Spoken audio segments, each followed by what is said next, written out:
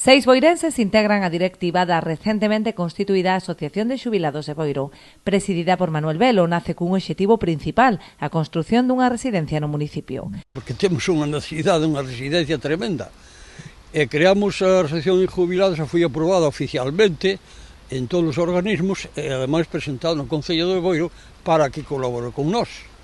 Porque a Asociación de Xubilados é unha pena que os nosos jubilados teñan que ir para Lugo e os de Lugo vir para aquí. O sea, eso é temos que fazer unha asociación de jubilados que sea mixta, donde teñamos, donde poidan quedar os maiores de Boiro aquí.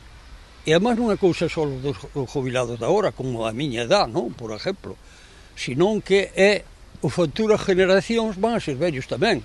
O mundo está nas mans deles, o futuro está nas mans deles.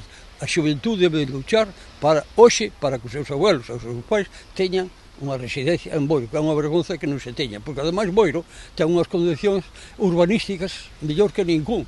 É un sitio plano, temos aceras anchas, calles anchas, 3 paseos marítimos urbanos e temos unhas condicións para a xente maior. Ademais deste proxecto, a nova entidade demanda un maior dinamismo na programación dirixida ao colectivo da terceira idade, con actividades sociais e culturais. Esta casa, desde que se fixo, estuvo dedicada a unha cantidad de actividades. Era o centro cívico do pueblo onde estaba a xente entusiasmada, non sei por que o quitaron. Bueno, pois agora vamos a intentar encauzar as cousas e leválas por onde conveña a todos. Xa mantiveron contactos co Concello para solicitarlle a cesión dun local no que poder desenvolver a súa actividade. Cando o Concello nos dé un local para situarnos, que actualmente tuvemos que domiciliar a asociación nun domicilio particular dos nosos.